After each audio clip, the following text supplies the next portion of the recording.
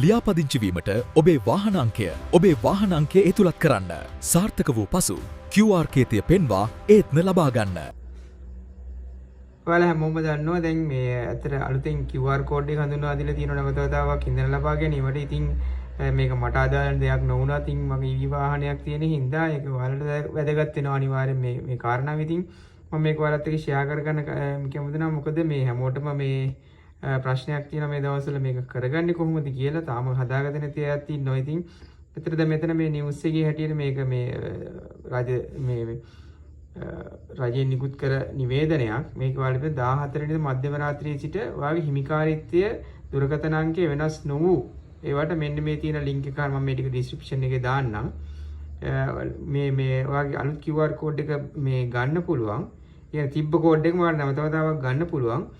ඊට පස්සේදී 15 වෙනි දිනේ කියන ඔයාගේ හිමිකාරීත්වය හෝ දුරකථන අංකය වෙනස් වී ඇතිනම් 3.15 දිනේ සිට මේ තියෙන මේ වෙබ් අඩවියට ගිහිල්ලා වගේ ලියාපදිංචිය නැවත කරගන්න ඕනේ. ඒ වගේම දැන් ඔයාලට පේනවා මෙතන ඊළඟ අවස්ථාව. ඒ කියන්නේ පෙර QR ලියාපදිංචි නොකළ එහෙම නැත්නම් නව වාහන තියෙනවා නම් අලුතින්ම ලියාපදිංචි වෙච්ච වාහන ඒත් 15 වෙනි දිනෙන් පසුව උදෑසන 6 සිට මෙන්න මේ තියෙන ලින්ක් එකට ගිහිල්ලා ලියාපදිංචි අලුතෙන් කරගන්න ඕනේ. ඉතින් මේ ආකාරයට ඔයාලා මේ වාහන කාණ්ඩ තුනම කියන ලියාපදිංචි කරලා තිබ්බ එක නම්බර එක චේන්ජ් වෙච්ච එක සහ අලුතෙන් ලියාපදිංචි කරන එක මේ විදිහට කරගන්න ඕනේ. මේක තමයි තියෙන කෝඩ් එක. අපි විස්තර තව මේ වීඩියෝ ඉස්සරහට ඔයාලට බලා ගන්න පුළුවන්. හොඳයි, මෙතන මම නව වාහනයක් සඳහා තියෙන ලින්ක් එක ක්ලික් කරලා ඇත්තට යනවා. මේක තමයි ඔයාලට එන පෝර්ටල් එක. මේකේ සිංහල, ඉංග්‍රීසි සහ දෙමළ කියන මේ භාෂා තුනම තියෙනවා. අපිට කැමති එකක් සිලෙක්ට් කරගෙන ඉස්සරහට යන්න පුළුවන්. ඉතින් මම මෙතන ඉංග්‍රීසි කියන මීඩියම් එක සිලෙක්ට් කරගෙන ඉස්සරහට යනවා. එතන මෙතන රෙජිස්ට්‍රේෂන් එක මේ නිව් වාහනයක් රෙජිස්ටර් කරන විදිය.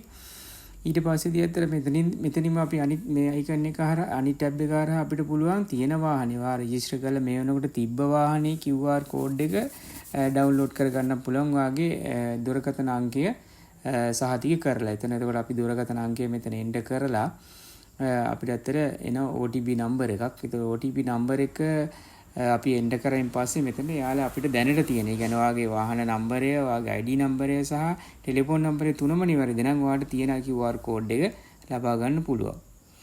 එතකොට ඒක ඇත්තට වෙනස් වෙලා තියෙන කෙනෙක් නම් ඇත්තට වෙන වාහනේ විකුණලා තියෙන කෙනෙක් නම් එතන අපි හොඳම දේ ගිහිල්ලා අපේ ප්‍රොෆයිල් එක ඩිලීට් කරලා දාන එක. එතකොට අපිට තියෙන වාහනේ මේ විදියට දැන් පෙන්වන ආකාරයට නිව් රෙජිස්ට්‍රේෂන් එක අපිට කරන්න පුළුවන්. ඊට පස්සේදී OTP නම්බරය අපිට එනවා. අපි ඒක සිලෙක්ට් කරලා ඉස්සරහට යන්න පුළුවන් නිව් රෙජිස්ට්‍රේෂන් එකට.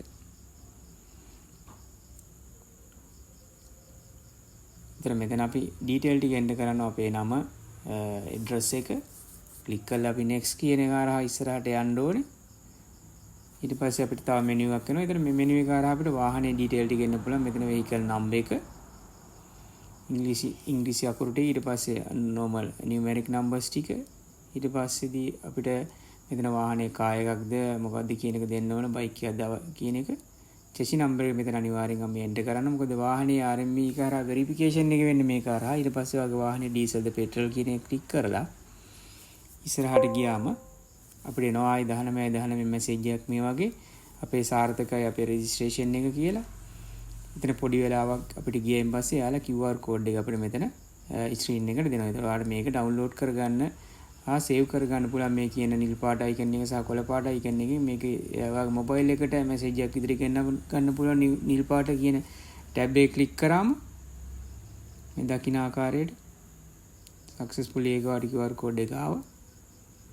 ඊට පස්සේ කොළ පාට මේ ටැබ් එක ක්ලික් කරාම අතර ඔයාලට මේක ඔයාගේ ෆෝන් එකට සේව් කර ගන්නත් පුළුවන්. ඒ වගේම අපිට මේ account එක වෙනස් කර ගැනීම සහ QR කෝඩ් එක ඩිලීට් කර ගැනීම දෙක මෙතන කරන්නත් පුළුවන්.